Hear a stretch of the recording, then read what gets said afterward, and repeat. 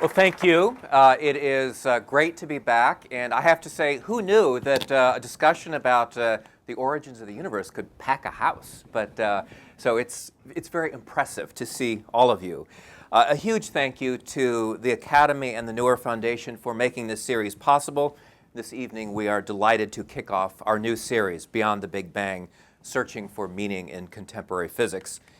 If you had to pick the hardest questions in all of science, you'd probably end up with two. How did the universe begin? And how does the physical stuff in our brains produce conscious experience? Tonight we're going to explore that first question, and who knows, maybe we'll even touch on consciousness as well. For thousands of years, philosophers, theologians, and scientists have wrestled with this huge question. How did it all start? Did the universe have a clear point of origin, or has it always been here? Of course, we've had remarkable scientific breakthroughs, particularly in the last few decades, as physicists keep developing and refining our understanding of what happened 13.8 billion years ago. But that primal mystery of how it all started is still very much with us. In fact, there are fierce debates and competing theories about the origins of the universe and whether there's just one universe or multiple, perhaps an infinite number. And I think it's safe to say this is not a boring time to be a theoretical physicist. We're going to talk about the science of the universe's origins and also the philosophical dimensions of this investigation, because these are not just technical scientific questions. These questions go very deep. There's a reason every religion has a creation story, which begs another question: do we need a new creation story, one that is informed by the latest science? And how do these insights from physics inform what we think about ourselves and our place in the cosmos? So we have a great evening ahead of us and a terrific panel. Let me introduce our speakers. David Albert is a professor of philosophy and director of the MA program in the Philosophical Foundations of Physics at Columbia University. In addition to being a philosopher, he has a doctorate in theoretical physics.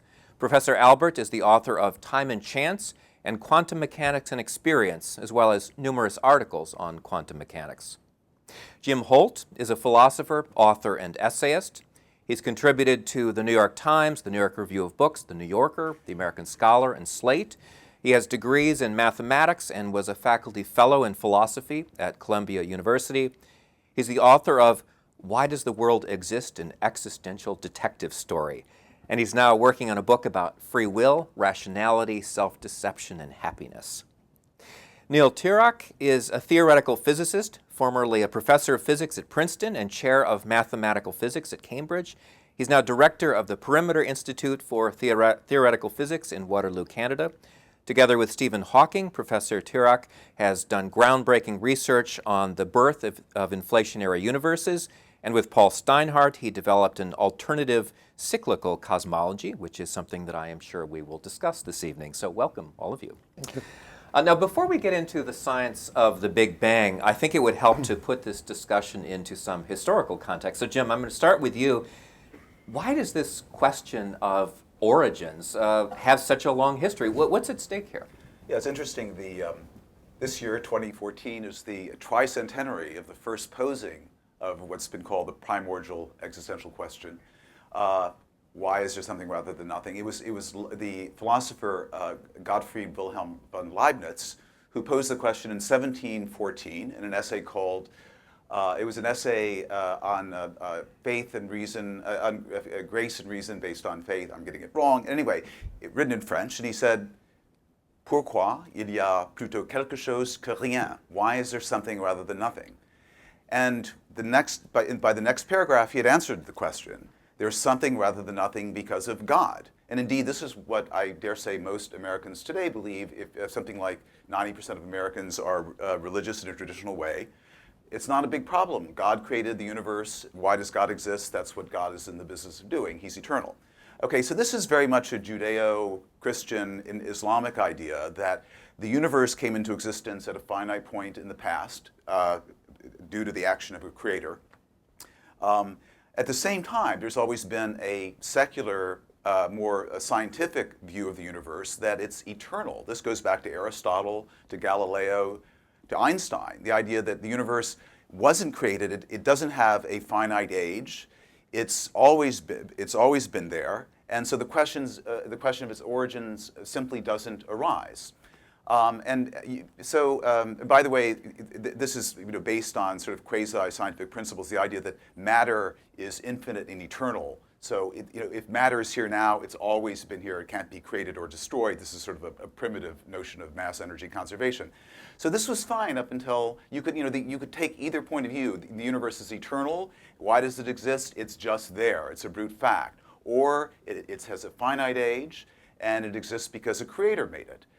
This was fine up until the 20th century when the Big Bang was discovered. So in 1927, a physicist who also happened to be a priest, a Belgian named Georges Lemaitre, came up with a model that satisfied the equations of general relativity, in which the universe wasn't in a steady state, it was expanding. And 2 years later, the astronomer Edwin Hubble discovered that, in fact, the galaxies are receding away from us. The universe, this is empirical evidence the universe is expanding. And if you play the tape backwards in an expanding universe, you come to a point where everything we see around us was concentrated in an infinitely tiny point, and you might think of this as the primeval atom. And so, and then this Big Bang theory, which arose in the 1920s, was finally triumphantly confirmed in 1965 when the echo of the Big Bang, the cosmic microwave background radiation, was discovered by a couple of physicists at Bell Labs, who at first thought that there was bird guano on their antenna. By the way, you can see the echo of the Big Bang if you unplug your cable on your TV, and you get that funny sort of speckled white and black pattern. 10% of that is the echo of the Big Bang. So the Big Bang has to be real. You can watch it on TV. Right? So, David, I'm sure we'll come back to the story, but David, let me bring you into this discussion. What's at stake here about whether there was a finite origin to the universe or whether it's always been here? I mean, is this just kind of an intellectual question, a theoretical question? Well, I don't know. You yourself said it's something that every intellectual tradition we know about has been interested in speculating about. So I take it's among the most natural, imaginable things to be curious about. No doubt there were all sorts of traditions which thought that how this story went had some bearing on how we ought to think about the conduct of our lives and so on and so forth. With modern scientific pictures, it's less clear how to make a connection like that. Well, why would that have It's a very natural object of curiosity. But so why would this question of how it all started have any bearing on our lives? I mean, is this something we have to wrestle with? You're asking someone who's by no means an expert in anything like this, but I take it there were times when people's origins, their family origins, their cultural origins, were taken to indicate a great deal about who they are, about what their significance is. It seems like a fairly straightforward extrapolation of tendencies like that. But what the hell do I know? I mean, one can guess at such things. So Jim, let me come back to you. I mean, what's at stake here? This question of has it been here forever? Whether we're an integral part of reality or whether we're just an accidental byproduct. I mean, we're conscious observers, and we've appeared now. The best estimate is the Big Bang took place about 13.8 billion years ago. Did the universe see us coming, or are we just an accidental byproduct, something that exists in one little region of part of the observable universe, and will exist for another 100,000 years, which is the lifespan of a typical mammalian species, and then die out, and the universe will be a zombie universe, a mindless universe from then on, or as some idealist philosophers have believed, and quite a few contemporary physicists, in their woollier, more lotus-eating moments, will suggest consciousness is a fundamental ingredient of physical reality, and it's an important structuring principle of the cosmos. I mean, to me, this seems a bit daft, but I can, if you want later on, I can read you quotations from the biggest names in physics, all saying things that sound quite a lot like the things that idealist German philosophers were saying in the 19th century. And so, yes, we're not just this accidental byproduct, we're carrying the main jewel of reality. This is the idea. I don't endorse it. But this is just to back this up. people like, and these I'm sure are the people you're thinking of, giants of 20th century physics like John Wheeler and Eugene Wigner and so on had pictures of the world and pictures of how to approach the fundamental problems of physics that involved consciousness in a really crucial, central way. Well, Neil, you have been in the midst of a lot of these debates about trying to construct models of how it started. Does this, other than kind of as a strictly scientific question, does it seem to matter? So what answers? Yeah, I think it's profoundly important. So I want to begin by disagreeing with my two panel members. The reason why we're interested in these questions is that it's very useful to be interested in them. If you ask why we got to learn the laws of nature, why are we able to do engineering, why are we able to build everything around us today, it's because Newton learned the laws of mechanics. And where did he learn it from? He learned it from the universe.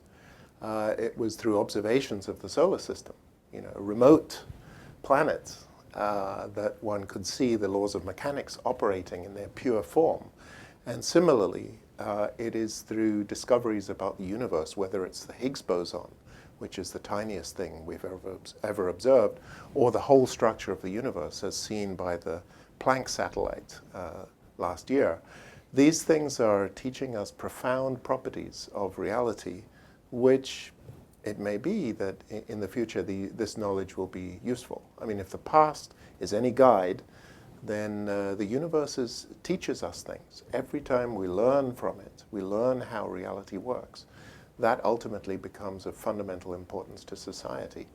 So I think it's obvious why we worry about these things, and that is because this is one of the main drivers of progress, of human progress, is that as we learn about the universe, we learn how it works, we learn how to use that knowledge to improve our condition. So I'm wondering if there really is a disagreement here. Would either of our resident philosophers here disagree with? I'm shocked by his Philistine utilitarian but useful indeed. Well, Neil, let me come back to you. So let's talk some science here. Yeah. What do scientists, I mean, there's a lot of disagreement about the precise moment of origin, if there was a precise moment, but what's the general agreement among cosmologists, among physicists, about the beginnings of this universe that we live in? I don't think there is a general agreement. There is a leading theory which, for the last 30 years, has sort of dominated the field. And this theory was invented by somebody who should have been on the panel tonight, Alan Guth. We did invite him, by the way, but he had a conflict in his schedule. Yes. Unfortunately, I mean, this is a theory which I personally have never been convinced by. It is a sort of quick fix, in my opinion. It's a theory which doesn't explain the Big Bang. It doesn't explain the moment of the emergence of the universe. It just assumes that for some reason we can't explain, the universe sprang into existence dominated by a strange, repulsive form of matter, the like of which we don't see today. But you can put this kind of matter into Einstein's equations. It's like a spring, it's like a compressed spring, and it causes space to expand like an expanding spring. And that is the inflationary explanation for the Big Bang. The reason I don't find it convincing is that it assumes the spring was compressed in the beginning. Who compressed the spring? Why was it compressed? So it turns out if you calculate what is the likelihood of the universe to have emerged full of this strange inflationary energy, it's exponentially tiny. It's absolutely negligible. So in effect, they've put the puzzle of the universe's emergence and then expansion into this huge object we see around us, they put that in by hand. I've always felt that way. And unfortunately, the theory is extremely adjustable and malleable because the precise nature of the spring basically is up to you. It's up to the modeler. And so the theory, can be adjusted to fit most observations. Well, and there have been, there's... Yeah, sure, go ahead. That's true, and inflation was proposed to deal with 4 problems in cosmology, the flatness problem, horizon problem, magnetic monopoles and so forth.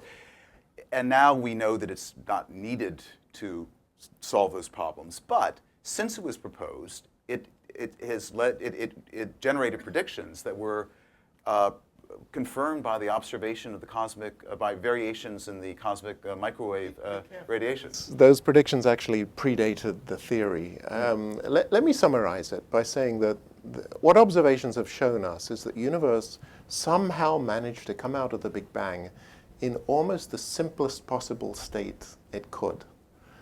It came out, so the pattern of fluctuations on the sky we see today. So if we look out, we look 14 billion light years away, we can measure the temperature in various directions on the sky. And we see these non-uniformities, which we believe are very important because they were the origin of the galaxies and stars and planets and ultimately ourselves.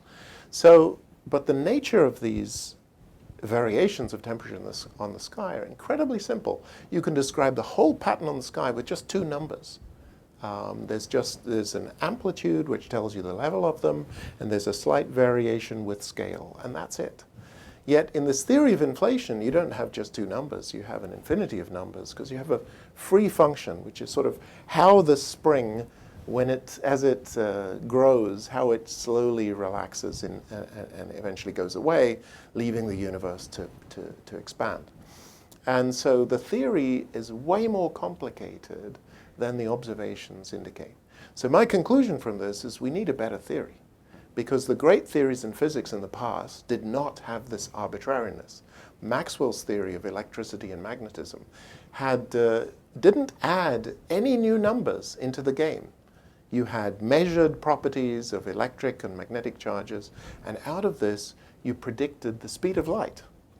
Okay, you predicted light and radio waves, and in fact an infinite number of phenomena were predicted without introducing all kinds of ad hoc whistles and bells. Now, one thing that's been confusing about inflationary theory is that there have been these conflicting reports of data just in the last year. So earlier in the year, there was all this data, too much hoopla, Yes. that it seemed to confirm the inflationary theory, and just very recently, there is new data coming from the Planck satellite that seems to dismiss that Absolutely. earlier study. So what's going on? What's going on is that the universe has a great way of correcting us. When we have too much hubris and are too full of ourselves and believe our stories too much, the universe comes along and proves us wrong.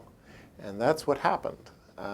In March, there was a wonderful experiment at the South Pole that stared at a certain patch of space and detected a pattern of variations in the temperature. In fact, the polarization, which means the difference in temperature when you measure electric fields coming in two perpendicular directions.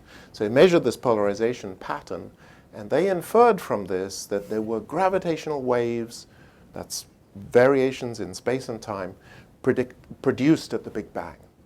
And all the advocates of inflation got incredibly interested and excited, and Stephen Hawking claimed that he'd won his bet with me because he bet there would be gravitational waves, and I bet there wouldn't because my theory predicted no gravitational waves.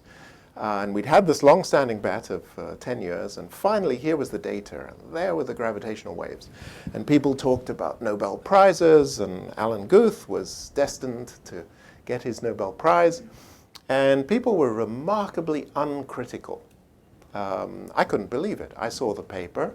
There were at least 5 glaring problems with the measurement, and yet the world of physics went berserk about this, and people said this is the greatest thing ever. We've seen the Big Bang, and then the Planck satellite took a lot of additional data, and what they have recently showed just a month ago is that the dust in our own galaxy, because when you look out in space, you're looking through our galaxy, the dust which fills space within our galaxy and itself emits radiation, the dust would generate a signal of exactly the strength seen by this experiment at the South Pole. Of course, no one's interested in dust. It's the most boring thing in the world. But the situation now is that the original claim has completely gone away. Okay, so that yeah. this is about the theory of inflation, but that doesn't actually go back to the very beginning, to what we might call No, the it singularity, right? Now, my lay understanding is that physics can go very close to all the way back. I mean, to a fraction of a second after that, but it kind of all breaks down Yes. when you get to the very beginning. Is that right? Yes. So the astonishing thing about the universe is that our, poor little human minds can actually make sense of it. It's completely insane. The scale of the universe that we're observing is 10 trillion times the size of the solar system. The equations that we're using were established by checking mathematical theory against experiments on Earth, largely on Earth or within the solar system. We're now extrapolating those equations to scales 10 trillion times larger. And what do you know? They work like a charm. So I was involved in calculations of the polarization of the background radiation in the 90s, and I went to experimentalists and I said, can you measure this? This is what is predicted by the basic theory. And they said this is impossible to measure. It's way beyond anything we could ever do. And 10 years later, they were measuring it routinely.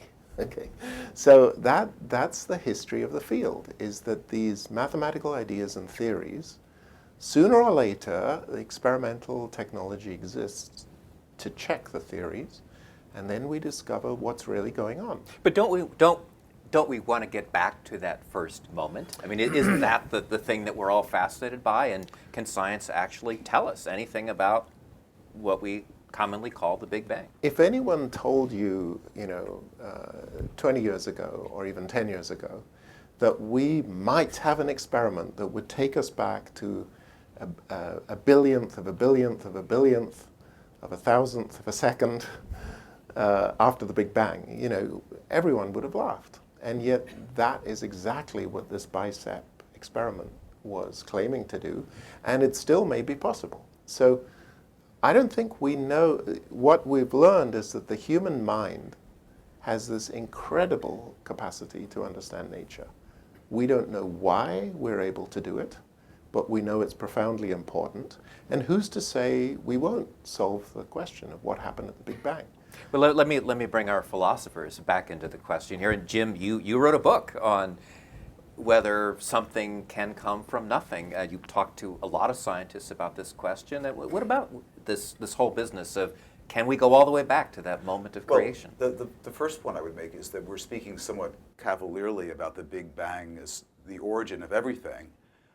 It is true that with the discovery of the Big Bang, it seemed as though your initial impression is all of this sort of leapt into existence out of a prior state of nothingness, seemingly spontaneously without a cause.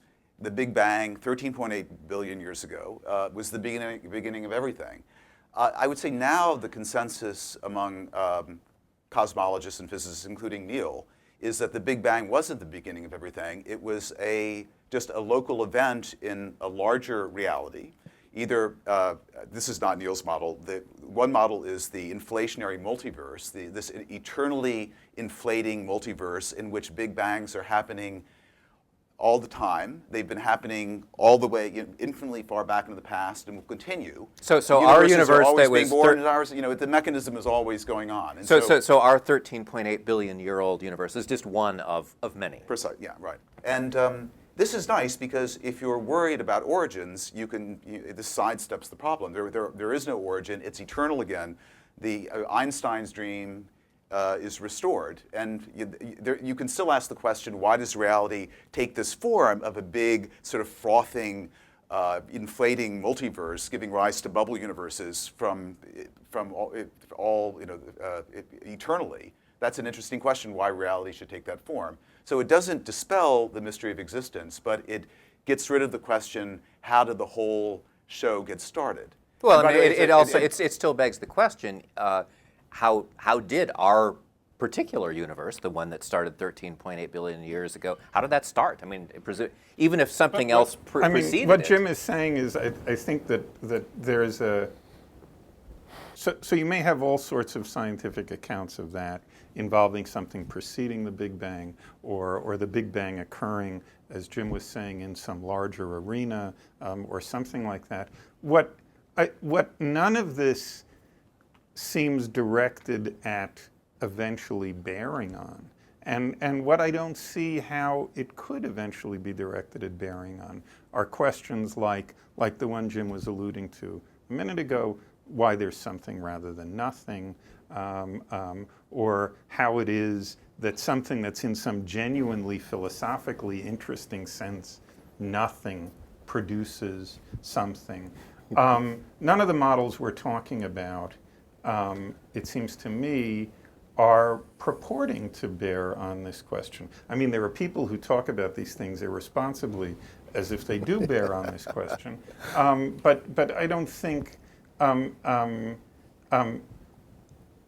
although we're talking about things that sound, in terms of their temporal interval and so on, tantalizingly close to that, it doesn't seem to me that it's the case that it's tantalizingly close to that in any conceptual sense. Well, it seems that we have to talk about nothing here. Well, yeah, I mean, It's funny, the original idea, we all know the traditional creation story. In the beginning, there was nothing, and God said, "Let there be light," and there was still nothing, but now you could see it. But the old creation ex nihilo, the idea is, that God created the universe out of nothing. So it's God plus nothing equals the world. So you take God out of the equation, or you shunt him to the side as just part of the world. If he exists, I'm an atheist. I don't believe there is a God, but if God exists, her existence requires an explanation as well. So you have blank plus nothing equals the world. And so there are physicists like Lawrence Krauss who think, we just put in the laws of physics, quantum field theory, that plus nothing blank equals the world. Right. Then you ask, well, what are those laws? Do they somehow exist outside of physical reality and command its obedience? I tend to think of laws, and I think David does too, as descriptions of patterns within the world, not things that exist outside the world that can summon a world into existence ex nihilo. But even if they did, even if they, I happen to be reading, I happen to be reading Augustine's Confessions the other day. I'm an atheist too, but here's a guy, nearly 2,000 years ago, who saw very clearly. So Augustine is saying to himself, how did God create the world? What's going on there? What do these words even mean? I mean, it's something not at all like, say, somebody making a chair or somebody making a house, because these are cases of just rearranging in space already existent substances, okay? And it's not like somebody making a baby, and it's not like any of these things, okay? And he understands very clearly that those are processes that you can hope to understand causally, and you can hope to understand as a result of having fundamental equations of motion, although that's not the kind of term he would have used. You can see how they come about. And he sees extremely clearly that the question of the creation of the world as a whole is an altogether different matter, okay? And it has nothing to do with such things. And it's amazing that this still has to be pointed out 2,000 years later to people who are irresponsibly talking about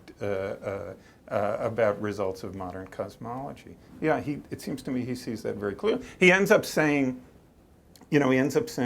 oh, look, what it says in the Bible is that he created the world by speaking. But once again, this couldn't be speech in any ordinary sense. There couldn't be any fact of the matter about when he started speaking and when he stopped speaking, and it must be speech in some altogether different sense of the word, and there wasn't any location where this speech occurred, and blah, blah, blah. So he seems to see this stuff, he seems to see very clearly that something like a causal explanation of that is just not going to be in the offing. And it seems to me on that score, we're not in a particularly different position today. Well, Neil, do do you worry about this whole idea of nothing? Yeah, I do. I worked with Stephen. Stephen Hawking has the best theory of how something comes out of nothing, but it isn't nothing. The equations exist, even though space doesn't exist. No, I wanted to say that we do have an advantage over Augustine, which is that we have observations. I mean, it's an incredible fact that by measuring gravitational waves, we are in principle able to look right back to the Big Bang singularity itself. There's nothing stopping science from literally seeing what happened at the Big Bang singularity. So that's an extremely exciting prospect. And I wouldn't work on the question of the origin of the universe if there wasn't that prospect. It's the only reason that I work on it, is because I think this is testable science. But if you're going to grapple with this question of something coming out of nothing, don't you also have to deal with the question of where do the laws of physics come from? Well, in my opinion, the more conservative proposition is that the universe has always existed and always will. It seems to me a much more radical idea is to somehow explain how time began, which is almost a contradiction in terms. If the universe has always been here, then time had no beginning, right? That's right. So that seems the more, like I say, the more conservative or minimal assumption. And so the hypothesis is, that time has always existed. And then you have to explain how it is that space managed to make sense when it was only one point.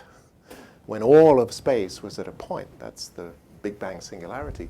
How did that make sense? And there are possibilities. There are mathematical possibilities. One of the ideas I'm exploring right now is the idea that just as there is no absolute time in physics, and we learned this in relativity, that different people will literally measure different time on their clocks, and there's no absolute space, different people will likewise see different versions of space. So maybe there's no absolute scale in physics. We're all used to 1 meter or 1 kilogram units. And a very natural idea is that there are no fundamental units in physics. These are units which are a result of what we call symmetry breaking. That there's a symmetry under scales, which actually Maxwell's theory has. That's why it has X-rays and radio waves and light waves, and they're all basically copies of the same thing on different scales. So that kind of scale symmetry can be brought into physics. And that's a very natural thing to use to explain how it is that space could be at a point and yet still describable. Because if scale doesn't matter, then the fact that the space is all shrunk down infinitely far doesn't matter either.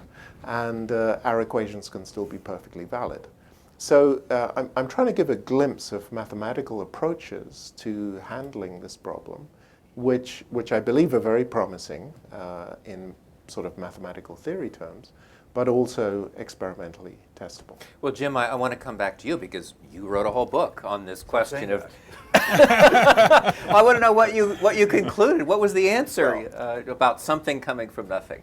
It would be premature to deliver that right now, but I would like to say that it's shocking that there's nothing close to a consensus among physicists and cosmologists as to whether the universe has an infinite past or a finite past. Well, I mean, for example, you have to, Neil. I mean, you're a somewhat dissentient voice. It should be made clear to the audience that the consensus on the theory of inflation among your fellow physicists is slightly against you. Oh, yes. Which means nothing, of course. Consensus means nothing, of course, in science. That gives me a better chance of being right. Yeah, right. Yes, the majority view is strongly in favor of inflation. I think the last 20 or 30 years we've seen huge bandwagons in physics. String theory is another bandwagon. By and large, these bandwagons have failed. Well, not by and large, totally. They have failed. They have failed to deliver. As I say, the observations have indicated the universe is amazingly simple. Wait, you'll have to explain this. If you're saying these models have failed, why would most physicists buy into Except the... Well, there's a sociological phenomenon that, if you have a theory which allows a lot of scope for playing with it, it has all this arbitrariness, you can write thousands and thousands of papers, and all your friends can write papers, and you all cite each other. This is just a reality. This is not saying very much for the way science works.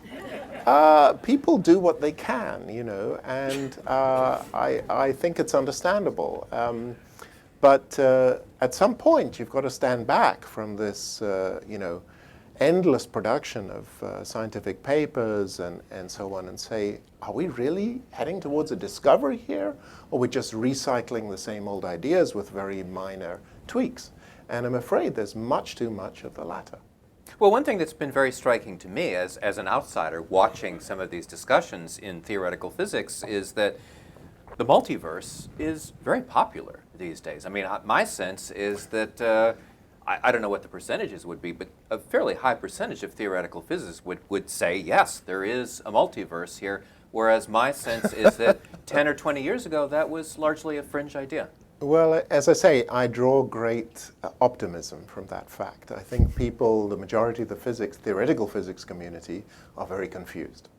As they were at the end of the 19th century. People thought it was all resolved. There was classical mechanics and the theory of heat. There was Maxwell's theory, and everything looked brilliant. There were a few tiny little problems waiting to be resolved. And most physicists think that way. But why would most physicists buy into the multiverse model? Maybe it's worth saying, first of all, because you can publish your papers. Ideas about multiverses fall into two very distinct categories.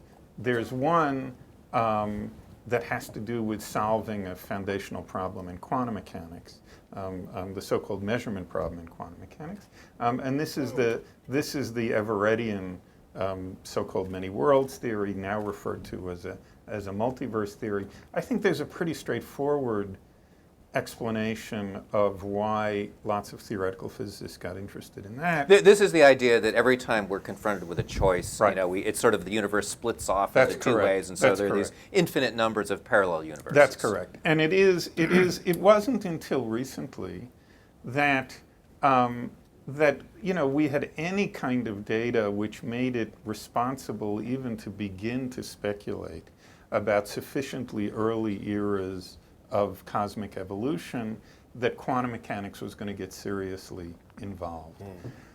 When we came to that, if you go to the quantum mechanics textbooks, you find, well, quantum mechanics is something only well defined if there's an observer outside the system who's doing the measurement, blah, blah. You're talking about the early universe. What the hell are you supposed to be talking about? There's no observers.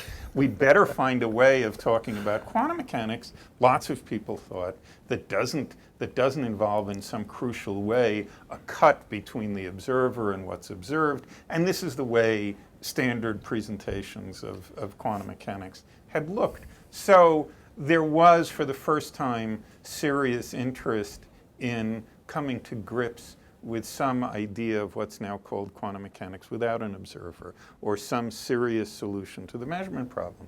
It was also true that this Everettian picture seemed to lots of physicists to do the least violence to the existing mathematical structure of quantum mechanics among all the proposals for solving the measurement problem. I think in the end of the day, it doesn't. I think it doesn't solve the measurement problem, and the thought that it does is based on a really interesting and really subtle, but nonetheless at the end of the day, a misunderstanding.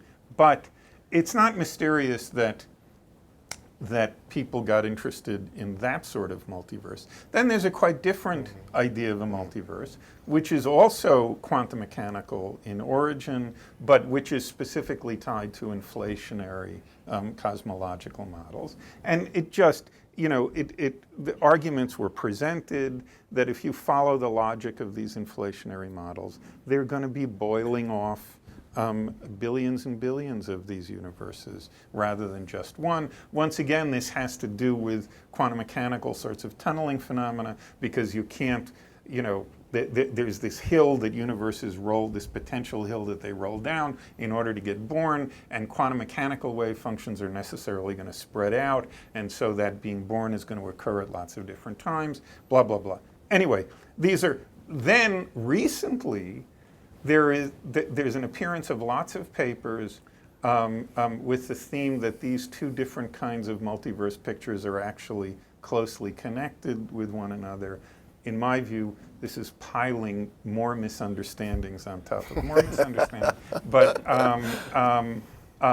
But it's not. I don't think it's difficult to give a sort of compelling account of why these views became of interest to physicists. This is on the idea whether the quantum multiverse is the same as the inflationary multiverse. I heard this idea from Leonard Susskind, one of the inventors of string theory at Stanford. I was talking to Steven Weinberg, who is the father of the standard model of particle physics, one of perhaps the greatest physicist living. He said, this idea seems crazy to me that he could identify the quantum multiverse with the inflationary multiverse. They have nothing, they're at right angles to each other. And I was talking to our friend Sean Carroll, a very brilliant young theoretical physicist at Caltech. And he said, well, yeah, I thought it was crazy to identify the two, but now I'm coming around. I found arguments that they are the same. And so this should give you some idea of how, even though, as Neil points out, cosmology is very much sensitive to empirical observations, which are, the richness of the data now is almost overwhelming. It has this sort of crazy speculative side. Well, I mean, it raises the question of whether no one agrees, and well, people call each other crazy. Can the multiverse even be tested scientifically, or is this essentially a metaphysical proposition? No, I think it's worse than that. Neil, by the way, is called a proponent of multiverse. Brian Greene, in his book on multiverses, has an entire chapter describing the model that you and proposed, Paul Steinhardt, and Paul Steinhardt as a multiverse model. Yeah, and I asked Neil beforehand, does he take umbrage at that? And he said, indeed, I do. Yeah, no, it's not a multiverse model. No, the multiverse is just an example of a bad theory. The multiverse, if you ask, can you predict anything? The answer is no. There's nothing they can predict. Can you accommodate anything? Oh, yes, they can accommodate everything. Because they have this multiverse, and you just find the right place in the multiverse, it'll look like our universe. So it's a remarkably unprecise theory. The amazing thing is that, people have welcomed it. I mean, they should have flung their hands up. And in fact, it wasn't just inflation, by the way. It was string theory. So string theory was initially hoped to be a theory of everything. This would be the ultimate unified theory. And then it was discovered that string theory had these 7 extra dimensions of space, and they could be twisted up in a myriad possible ways. And unfortunately, the ways in which they are twisted up are really, really important. And they determine the properties of the physical world that we would see. So because you can twist them up in an infinite number of ways, you can get an infinite number of different kinds of worlds. So string theory was coming to this picture of a multiverse for sort of totally different reasons to inflation coming to a reason for a multiverse. But in both cases, it was because they are bad theories. They are not predictive theories. But maybe there's a point that's worth making here. Sometimes it's said that theories of parallel universes are bad examples of empirical scientific theories just because you couldn't observe the other universe. This is quite independent of the worries that Neil was talking about.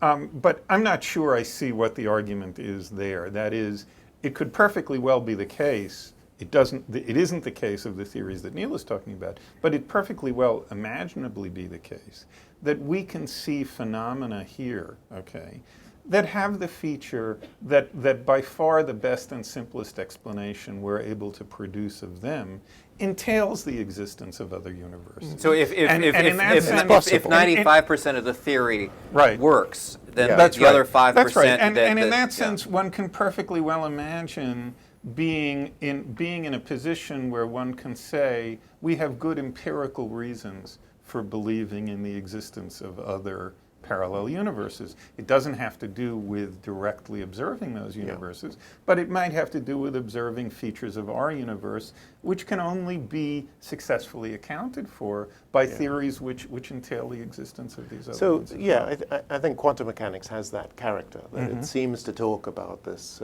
infinite number of universes, but we know how to handle it mathematically, in some situations anyway, not yet for cosmology.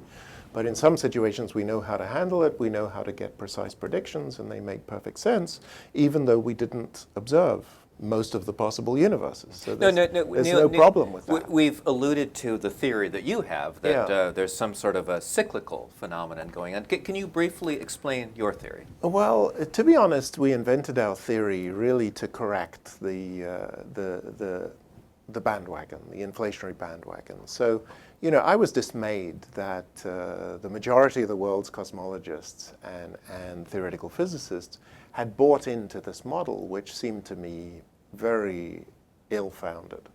It wasn't making precise predictions. It was claiming to predict things which in fact were a consequence of much simpler things. And so you know, more or less in you know, to try to be difficult, we said, well, let's turn things upside down and come out with a completely different model, which, you know, we will present as a possibility. And if we can make it as predictive as inflation, no better, then, you know, at least it will give people pause and make them think, well, maybe we don't really understand what happened. That was my motivation for inventing the cyclic model of the universe. Let's try, we explicitly discussed this, myself and Paul, you know, let us try and make a model which is just as good as inflation, but is able to explain the observations of everything around us from completely different assumptions. And in our case, the assumption was that there was a universe before the Big Bang, and it underwent a collapse, and went through this collapse and rebounded, or bounced, and gave rise to everything we see around us. So there's a succession of universes. Yes. Collapse, expand, collapse, expand. That's right. But there are no other universes that are parallel to ours.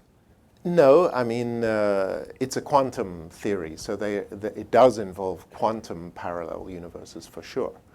What it doesn't involve is this multiverse of randomly initiated Big Bangs, because that, as I say, is really an unpredictive theory.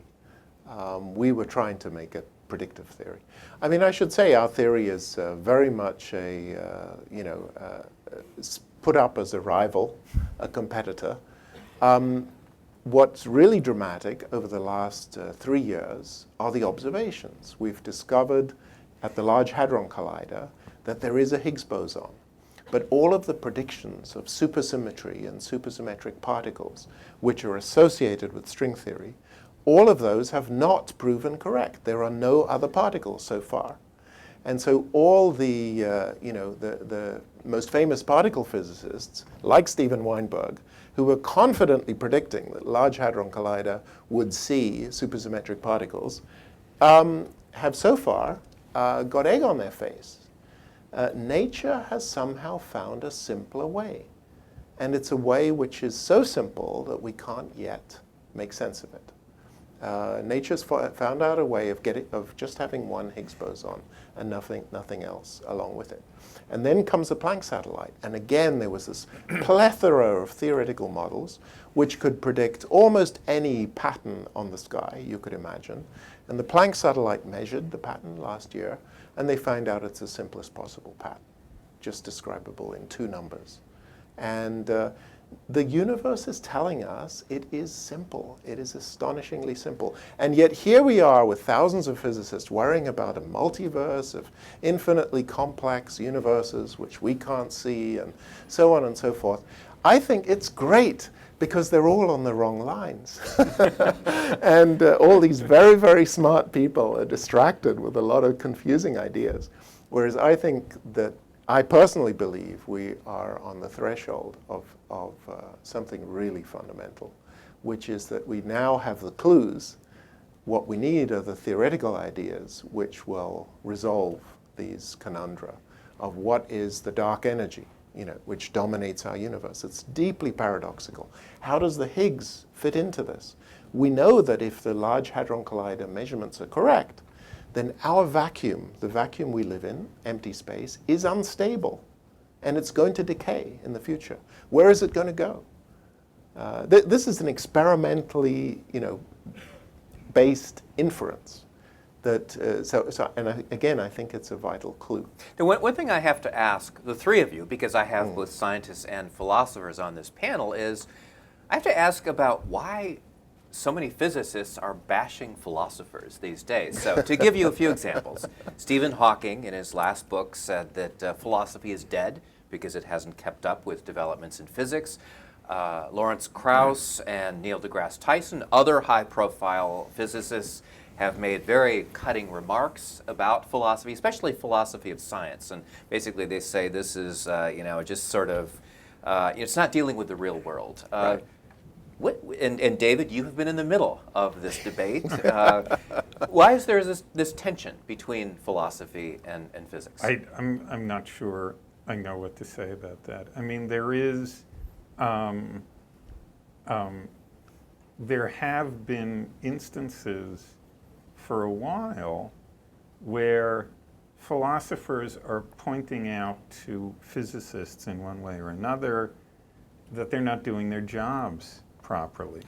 And this is, there was a very long period during the 20th century where if you grew up in a physics education and if you became puzzled about issues at the foundations of quantum mechanics, you were told in very stern language that could have consequences for your future career if you didn't pay heed to it.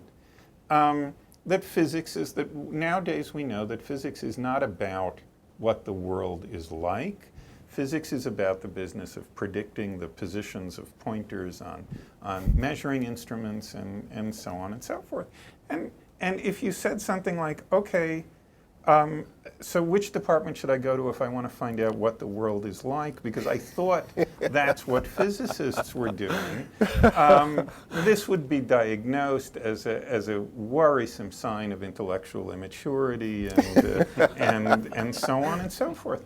And there was a very long period of people on various edges of physics and philosophers saying, gee, we thought the project here was to tell us in some fairly straightforward, realistically understandable sense what the world is like. But the criticism that physicists often level against philosophers is contemporary philosophy doesn't add anything to our knowledge of the world. It doesn't add any science to the world. Yeah, you ask some good questions, but you're not contributing to knowledge. So there are two things to say about that. One thing to say is, and these two things pull in sort of opposite directions. Here's the less interesting thing to say about that is, what the hell kind of a question is that? So what if you ask physicists what they've done for music lately? I don't know. We're doing physics. We're not doing music. This is what we're interested in doing.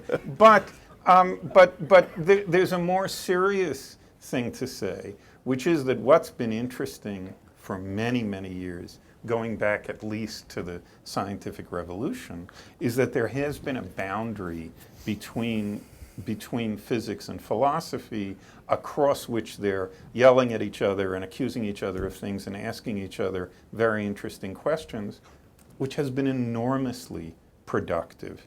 If everybody now acknowledges, for example, that if it hadn't been for the Machian analysis of the role that time plays in classical mechanics, Einstein never would have come up with the special theory of relativity. Einstein is very much upfront about this in the way he talked about it.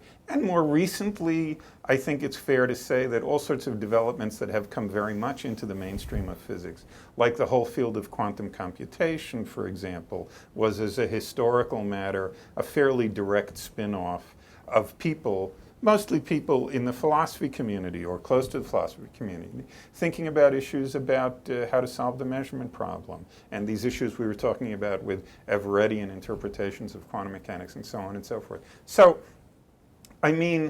there are going to be historical eras where physics defines itself in a certain way, which involves forgetting what its portfolio really is. So I want to bring Jim into this discussion. Yeah. Physics and philosophy. What do you make of this tension? Well, to begin with, Neil was bashing his fellow physicists just a moment ago along largely philosophical lines. They're not listening to nature's message. I'm simple. That's right. Secondly, most physicists if you mention philosophy of science to them, they think, oh, Karl Popper, Right. Thomas Kuhn. They have no idea what it's about. That's right. Thirdly, they have disagreements, like the disagreement between Roger Penrose and Stephen Hawking about whether we need a physical process that collapses the wave function. Hawking says, I'm a positivist. All I care about are the measurements. And Penrose says, no, physics, like David, it should give us a picture of reality. Therefore, I've defined a physical mechanism, and it has to do with quantum gravity, I think. So this is a real philosophical disagreement. Finally, I would say that even within physics, so philosophers are sort of like theoretical physicists, and physicists are like experimental physicists. Experimental physicists don't like theoretical physicists because what are they doing? All this sort of mathematical noodling, and they don't work at all. Like we're getting these results, and the joke is that experimental physicists will say theoretical physicists will never schedule a meeting on Wednesday because it spoils 2 weekends.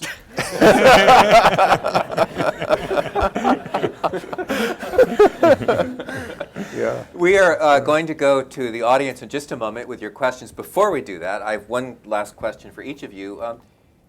Do you worry about this question of origins, of how it all started? I mean, does this hit home for you personally? It's more than just kind of an intellectual exercise. Neil?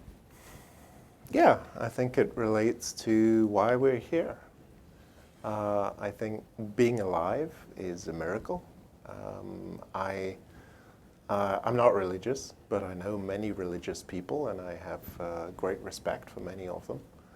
And I think being able to ask the question of what happened at the Big Bang and where did it all come from is the greatest of all possible privileges. So every time I'm laboring away at my equations, which are damn difficult, I can tell you, that is what keeps me going, is the thought, my God, it's just incredible that we can make theories which address these problems. And hopefully within our lifetimes, we will know whether or not they're right. David, this existential question, is it something you worry about? Sure. I mean, I'm not, look, I guess there are people who, if the existential question is supposed to be why is there something rather than nothing, this, for the reasons we discussed before, and I take it there's not disagreement about this on this panel, this isn't, if this is why, if it's to answer such a question that you're pursuing scientific research, then you're making a mistake. It's not going to bear on that, but it does bear on enormously fundamental features of the way the world is and feels to us. And it does in this way address a lot of the most basic questions that come up in wondering what the world is like as a child.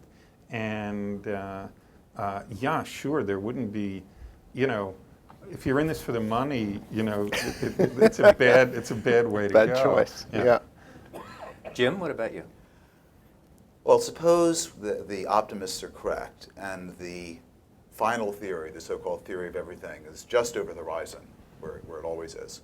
Okay, and we have that, and we can explain what was going on, what the Big Bang was, what banged, whether it's part of the multiverse or a unique event, et cetera, et cetera. Does this still leave a residue of mystery? Some people say no. I mean, that's the way reality turned out to be. There's no further explanation. But more reflective physicists, like Steven Weinberg again, will say, no, it's still, why should reality take this form? Right. For instance, there are all kinds of mathematically consistent theories that could correspond to reality. You could throw everything in the standard model away except quantum chromodynamics, which tells you about the particles in the nucleus and the forces among them. This is a mathematically consistent description of a reality which is very impoverished relative to our reality because there are no atoms. If they're just the nuclear particles, there are no atoms, there are no stars, there are no people. Why didn't reality turn out that way? And it may be that when we have the theory of everything, it will describe the observable universe, which is part of a multiverse possibly. But reality always outstrips our sense of how big it is. I mean, we didn't even notice dark energy and dark matter until relatively recently. That's 95% of the observable universe, and what the hell is this? And the multiverse keeps getting, whether or not one believes in it, there's a multiverse of multiverses now. There's the quantum and the string theory, and the inflationary and so forth. And so, we can go back to the year 1900 when most physicists and astronomers thought reality is just the Milky Way sitting in otherwise empty space. And there were these little cloud-like things, called them nebulae because they look like clouds. And lo and behold, they turn out to be other galaxies. And now there are 100 billion galaxies. So the whole show will keep getting bigger. And the final theory might describe one little bit of it. And then, that leaves the question, is consciousness a fundamental part of it? And I want to pour cold water on that, but there's so many greater thinkers who think, yes, it is a fundamental structuring principle of the cosmos, and who am I to say they're crazy? Okay, well, that's a good way to lead into getting comments from the audience here. We have a couple of roving mics. If you have a question, raise your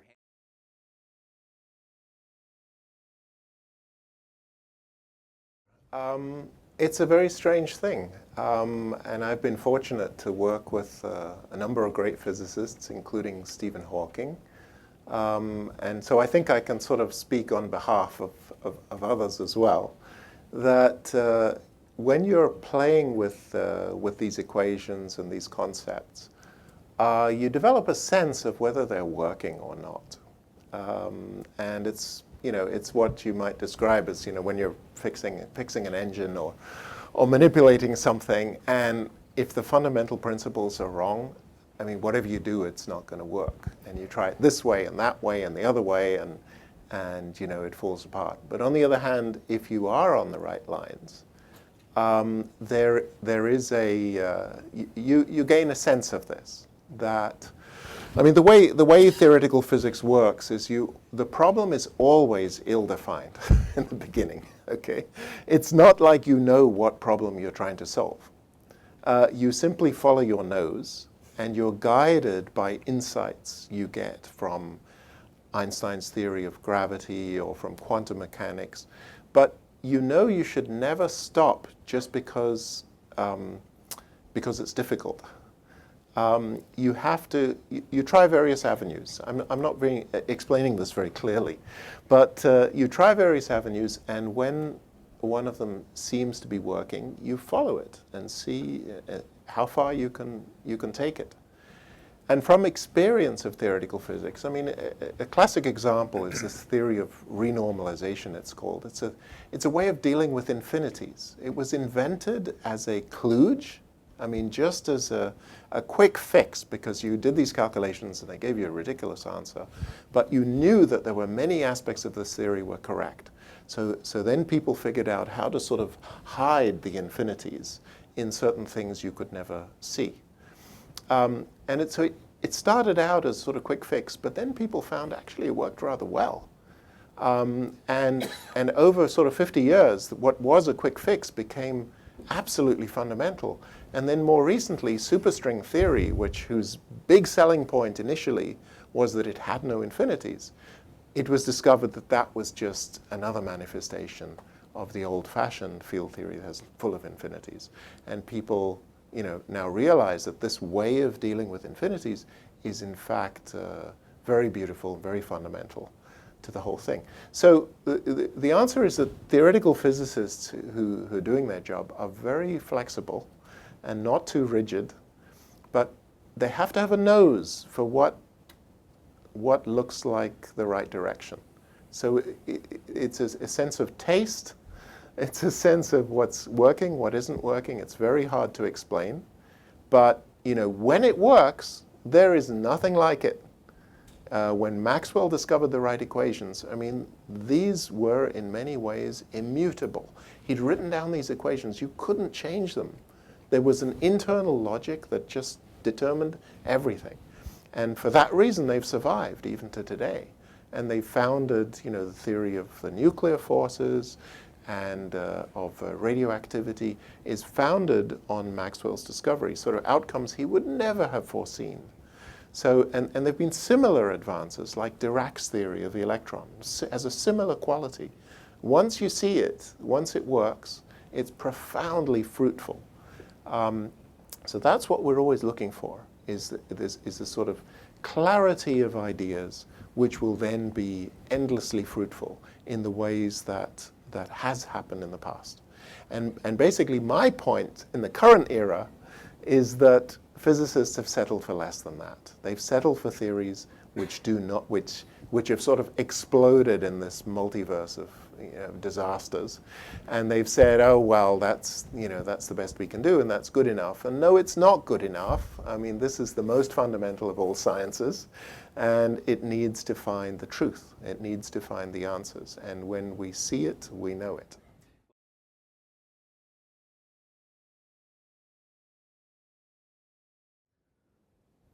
I think we all agree with that.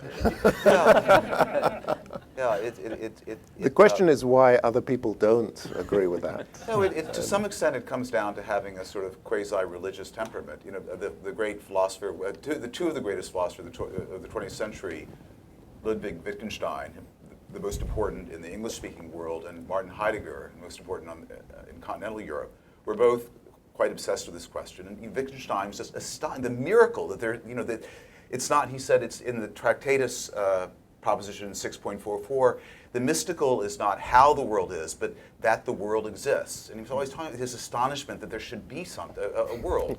And he himself later decided that the question, why is there something rather than nothing, is strictly speaking nonsensical. But it was still very meaningful to him. And he said it was actually one of the three sources of ethical value for him. The astonishment at the miracle of existence, the experience of guilt, and the third one's oddly, the experience, the feeling of being completely safe. So these are, for Wittgenstein, all on the same footing. But I think, I think it's a bad question because you can't get something from nothing. King Lear was right. But it leads to better questions.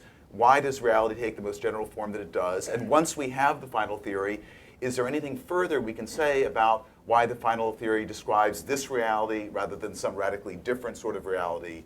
And so it does lead to something true. It's like the pre-Socratic saying, "What is the world made of?" That sounds like a silly question, but it led to quite a lot of scientific progress. Are we getting at what might be a fundamental difference between a religious sensibility and a scientific sensibility? I mean, the scientists would say this is absurd to talk about something from nothing, whereas at least in the Abrahamic traditions, that seems not at all. But I absurd. think I think what Jim just said, neither Heidegger nor Wittgenstein intended to pose this as a research question that you're supposed to find a solution to. As you yourself just said, they were interested in this question because the business of meditating on this question put you in some kind of mood that they took to be philosophically significant, that they took to be philosophically interesting, and which presumably have a lot to do with kinds of moods that you find in mystical traditions and so on and so forth. So I don't think there was any disagreement, even including them,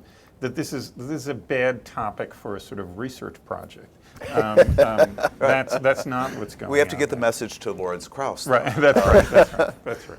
Yeah, no, there is a question why it's become very popular among a large number of physicists to think of the universe coming from nothing, as epitomized in Lawrence Krauss's book, which got a number of good reviews as well as David's very bad review. Not just Lawrence Krauss, even Stephen Hawking. No, the model, the so-called absolutely. no boundary model, where Yes. the universe is just this self-contained thing. It has no beginning. Yes. And there are other Yeah. sort of self-creating So, universe models. Let me talk a little bit about that, because I worked with Stephen Hawking on this model, and Stephen has very, very deep insights into physics, and he's always able to see things, very complicated things, in very simple ways. So it was an amazing experience to work with him.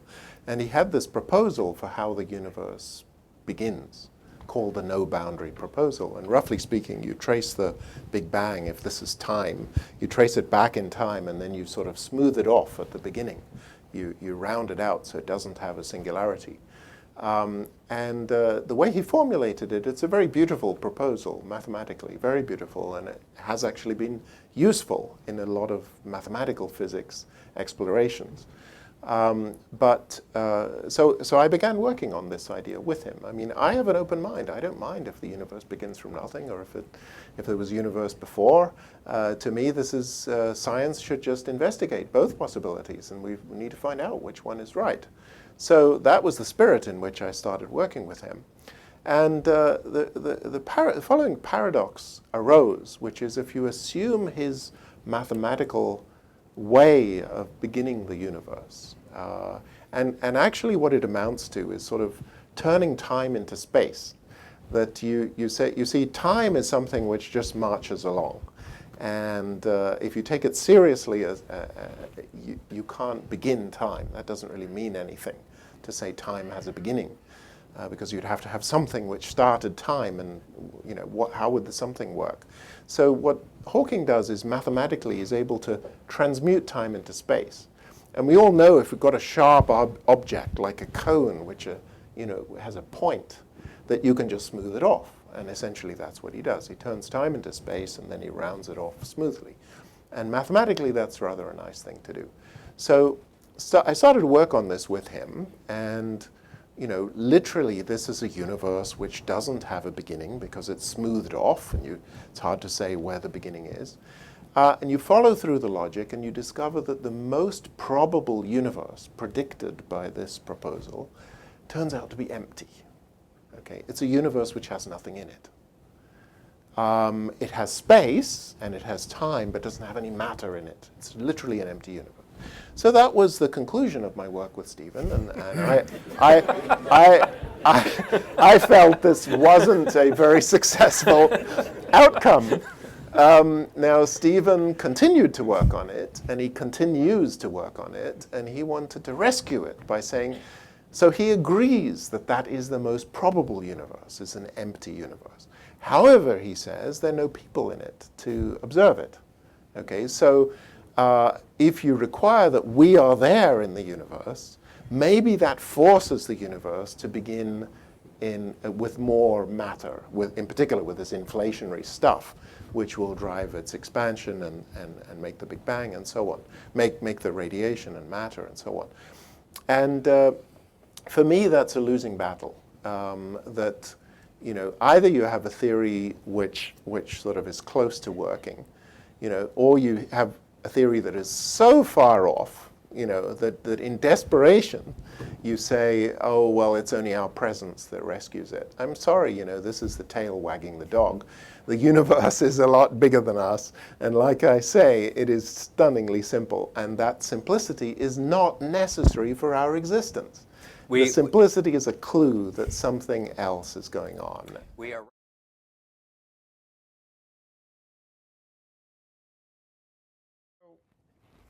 First of all, I think it is, there are lots of different proposals on the table now for how to understand quantum mechanics. But I think it's fair to say that something that all of them share in common is that there was a certain fantasy that was very important to pre-quantum mechanical physics of at least the principled possibility of a kind of observation that was perfectly passive, that you could, by investing enough work, reduce the degree to which you actually, in a significant way, physically interacted with something, by measuring it, and so on and so forth.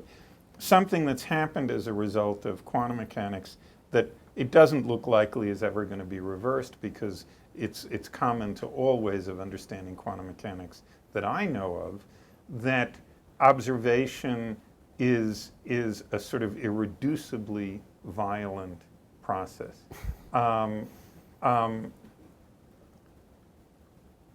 That having been said,